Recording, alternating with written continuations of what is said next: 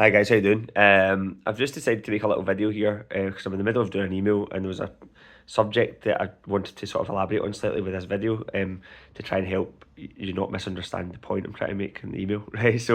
And it's around training frequency, and because over the years, sometimes people ask how many sessions should I do a week, how much is enough to make progress, and over the last 10, 15 years, um, I've eventually sort of evolved the training to try and maximize the amount we can achieve within the smallest amount of training frequency, because as I've got a bit older and stuff, I've recognised how busy everyone is with their lives and it's very difficult to train really regularly. So I tend to always say that if you train really intensely and properly twice a week, it's enough to make good progress with your strength, which is why that's the sort of foundational program is session A and session B. And the idea is within those two sessions, we're ticking as many boxes as possible to allow as many people as possible to make progress. And obviously, it works well, especially for beginners and people that have maybe only been training for like 0 to 2 years. Anyone that's been training less than 2 years is probably classed as a beginner.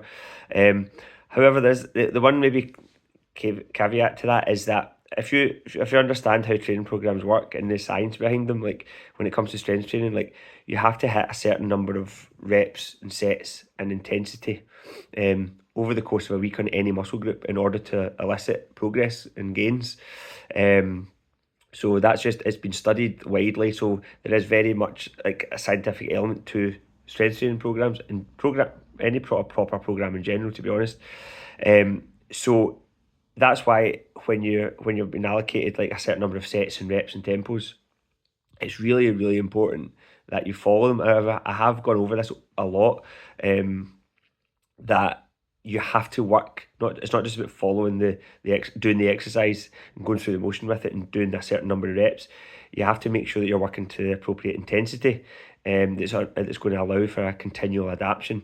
And I keep saying it at the classes, like if you're just sticking to the same weight and you're always doing 8 reps, then you're doing something wrong. You're not working at the right intensity, because your body adapts, and then it can only continue to progress if you're continually pushing it beyond what it's capable of.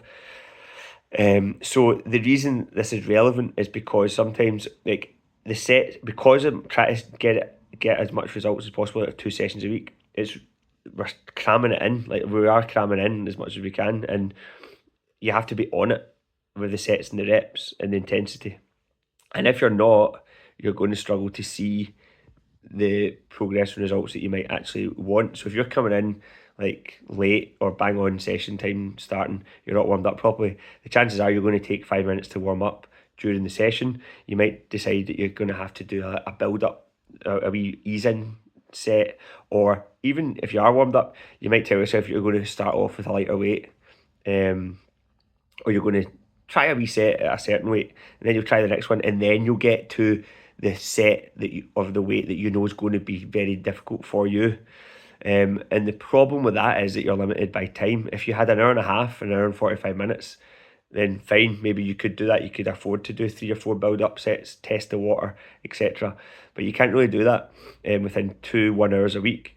And so for that reason, what I've kind of started to sort of not change my mind on, because it still works really well for a lot of people, but for some people that are maybe struggling to progress off 2 sessions a week, I've definitely see that there's massive benefits for a lot of people to do a third strength session a week or a third session a week, because if that is the approach you take to your sessions, and I'm not even saying there's necessarily anything wrong with that, it means you've got another hour in there to squeeze in another 3 or 4 quality sets of that muscle, of a specific muscle group.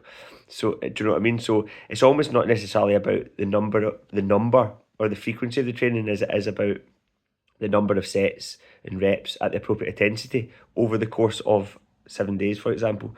So if you can get that into 2 hours of training or 2 days of training, then great.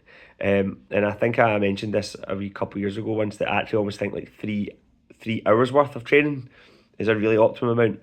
However, that's built up, whether it's like 2 90-minute sessions, or 3 1 hour sessions. However, what I have found is peaks and pros and cons to everything. What I have found that when I do, if I attempt a 90-minute session, I do tend to start to tire about the 75-minute mark.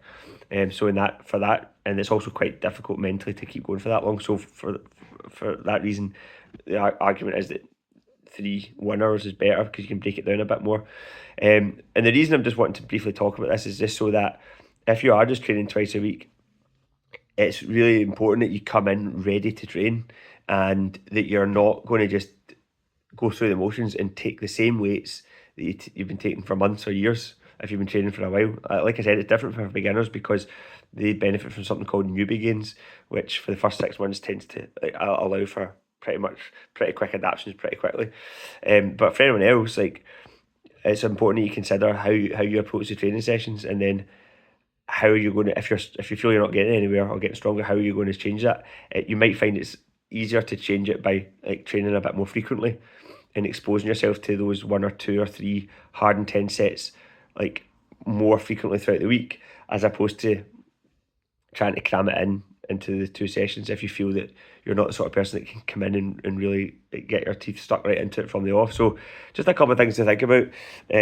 But for everyone, the key is you need to be continually like pushing yourself at the sessions and not sticking to the same weights, not guessing what weight you might want to try. That's the whole point in the app, is so that you're tracking your weights, so that you know exactly what you're trying to lift on the exercise based on what you did the week before. Like, you're trying to progress it. Don't always go for the easier option in terms of the weights.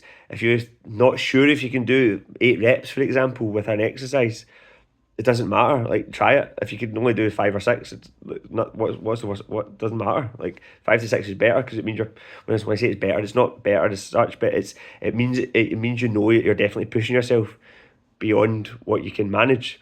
Whereas if you're just kind of like sitting to the same weight, you're in a comfort zone, you know. So anyway, just thought I'd sort of briefly try and remind everyone of the importance of like properly getting in the zone for the sessions and focusing on the tempos, the weights, the sets, the reps you're doing. Because 2 or 3 sets or 2 sets certainly of hard sets isn't enough. It's only maybe enough if you're doing 2 hard sets 3 times a week. But even then, it's you're borderline. So you need to make sure that every set counts, especially if you're only training twice a week. Okay. Anyway, any questions about that, please just ask.